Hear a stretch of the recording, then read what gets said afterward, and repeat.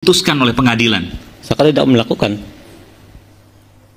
Walaupun disumpah juga sampai pocong aja suruh ke sini sekalian. Biar tahu rasa. Saka berani bersumpah. Ketika Saka berbohong, maka Saka yang kemudian mendapatkan bala atau musibah. Saka berani. Saka berani terima pocong. Apapun yang akan terjadi juga Saka siap. Kata-kata sakal yang keluar ya kan, tidak perlu orang-orang ahli yang untuk menilai kata-kata Saka ini benar apa tidak, ya kan? Tidak, ya kan? Tapi kita sebagai rakyat kecil pun sudah melihat ya kejujuran dari Saka Tatal ini. Kok aku pribadi ya guys, nggak tahu kenapa semakin lama saya melihat Saka Tatal ini bersaksi ataupun memberi penjelasan ya kan, kalau Saka Tatal ini tidak bersalah. Aku jadi yakin ya, apapun yang Saka Tatal ini bilang itu benar. Saka Tatal ini benar-benar tidak ikut dalam peristiwa itu ataupun kejadian itu, ya kan guys. Jadi seperti yang aku bilang kemarin juga ya kan, kalau benar-benar Saka Tatal ini melakukan ya kan ataupun ikut ya dalam kasus ini ya kan, nggak mungkin juga Saka Tatal ngotot sampai sekarang ingin membersihkan nama baiknya ya. Ingin membersihkan nama baiknya, karena Saka Tatal ini gimana ya kan, mau bekerja itu susah ya kan, mau menjadi kuli bangunan pun kadang-kadang susah, takutnya karena sudah dicap sebagai penjenayah ataupun kriminal ya kan. Waduh, ini aku rasa Presiden harus benar-benar turun tangan untuk membentuk tim pencari fakta ataupun tim khusus untuk mencari fakta dalam kasus Vina Cirebon ini ya kan. Oke, coba di sini kita dengar nih. Dan ini lagi nih ya. Siapa namanya? Razman ya. Kalau nggak salah ya, pengacara si yang berkepala gundul ataupun botak ini ya kan, yang ngotot, bisa dibilang ngotot kalau Peggy itu adalah pelakunya ya kan. Tapi di sini coba kita dengar dulu ya kan guys. Rasman, kalau Bang Rasman ini baru katanya aja baru dapat ya. Biar Bang Rasman tahu menguasai permasalahan.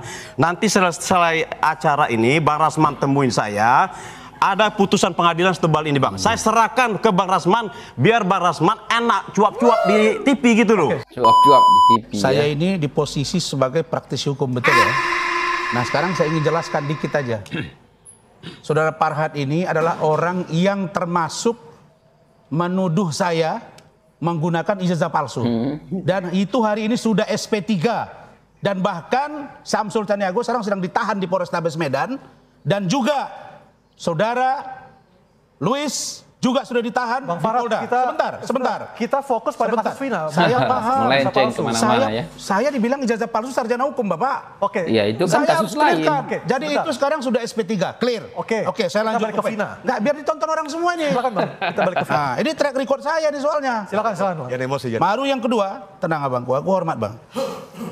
Yang kedua, saya melihat statement saudara Hotman diperkuat oleh saudara Farhad bahwa perlu tim pencari fakta. Ya perlulah. Urgensinya apa? Presiden sudah memerintahkan.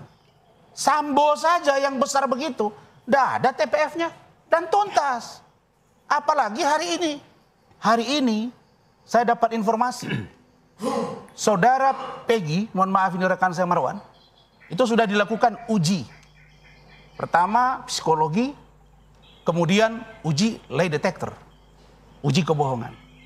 Dan diperiksa juga Facebooknya. Ya. Tapi Anda setuju? Dari data-data Facebook, saya dapat informasi itu sudah mengarah kepada dugaan kita bahwa Peggy adalah pelakunya. Itu poinnya. Ada pertanyaan? FB setahu saya, mohon dikoreksi juga Pak ya, FB itu sempat hilang. Terus tiba-tiba muncul lagi. Benar seperti itu Pak Marwan? Ya, betul. Sebentar. Betul. Saudara Peggy, dalam informasi yang saya dapat, ini kita men-tracking bahwa Peggy sudah mengakui bahwa itu Facebook dia. Oke Pak Marwan silakan. Terus, Abang ini terlalu menguasai permasalahan saya lihat. Pokoknya dia tuh udah tahu semuanya masalah permasalahan ini. Padahal dia hanya mendapatkan dari info, dari katanya. Bang Rasman, untuk mengetahui orang tersebut mati membunuh itu harus dilihat dari alatnya. Kalau seandainya polisi menemukan, saya bilang menemukan daripada yang tadi, matinya korban itu karena benturan benda tumpul, karena batu. Di batu itu ada sidik jarinya klien saya. Itu baru saya iya. Kalau hanya dari Facebook, dari ijazah, dari mana ceritanya? Bang Rasman, nanti gini Bang. Saya ngomong dulu. Sebentar. Bang Rasman, kalau Bang Rasman ini baru katanya aja baru dapat ya. Biar Bang Rasman tahu menguasai permasalahan. Nanti selesai acara ini, Bang Rasman temuin saya. Ada putusan pengadilan setebal ini Bang. Saya serahkan ke Bang Rasman, biar Bang Rasman enak cuap-cuap di TV gitu loh. Silakan Bang Rasman. Saya, kalau data saya rasa nggak perlu dari Saudara Marwan ke saya. Data saya valid, tapi saya membahasakan presumption of innocent. Praduga tidak bersalah, itu orang hukum. Karena itu, saya ingin katakan bahwa setelah Farhad ini, undanglah Hotman kemari. Supaya kita berdialog. Bisa kelihatan begini. Hotman Paris konstruksi pula, yang saya lihat dan saya dalami. Bahwa ada 3 TKP terhadap meninggalnya Vina dan Eki. Salah satunya, saudara sudah mengatakan tadi menggunakan jaket XTC, benar. Dan disitulah terjadi pembunuhan itu, dibawa di flyover, dekat flyover awal, kemudian dibawa ke kebun kosong, disitulah dibunuh, dihabisi, dan juga dilecehkan. Seksual, kemudian dibawa ke flyover bagian ujungnya lagi. Jadi 3 tempat. 3 tempat ini, ketemulah yang ketiga itu dengan Pak Suroto.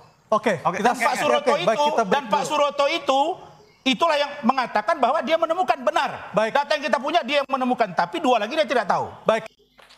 Waduh, ya aku pun nggak tahu lah mau bilang apa ya guys. Karena ini Rasman ya, pengacara daripada, gimana ya, siapa ya? Pengacaranya siapa ini? Aku pun nggak tahu lah ya. Aku pun nggak terlalu mengikuti. Tapi karena aku nggak suka cara ngomongnya, aku pun nggak ngerti lah. Tapi yang jelas si Rasman ini ya mengatakan kalau benar-benar Peggy itu adalah pelakunya, ya kan? Sok-sok tahu lah, ya kan? Ibaratnya dia lebih tahu daripada polisi, ya kan? Ya seperti itulah, ya kan? Ya dapat berita sana sini mungkin katanya jadi Pak Rasman ini menyimpulkan, ya kan? Kalau Peggy itu langsung menyimpulkan Peggy itu adalah pelakunya. Waduh, ini berbahaya juga, ya kan? Ini langsung menyimpulkan, ya kan? Nah, jadi kita pun sedang menanti, ya kan, gimana ya atas diperiksanya Peggy, ya kan, selama ini, ya kan, gimana hasilnya, ya kan? Polisi pun masih belum pasti ataupun memberi keterangan, ya kan, terhadap Peggy apakah benar-benar bersalah ataupun ada alat bukti lain yang polisi temukan gitu, ya kan. Misalkan Peggy ini benar-benar bersalah, ya kan, kita pun belum dengar polisi, ya kan, ataupun ada pernyataan dari pihak kepolisian atas Peggy yang tertahan ini, yang sekarang ditahan ini. Nah, jadi kalau Bang Rasman langsung mengejas ataupun langsung menuduh, ya kan, atau beri kesimpulan kalau Peggy ini adalah pelakunya, ya kan. Wow. Jadi ya gimana nih guys ya, kok aku dari dulu kurang suka juga ya cara dia ngomong, ya kan.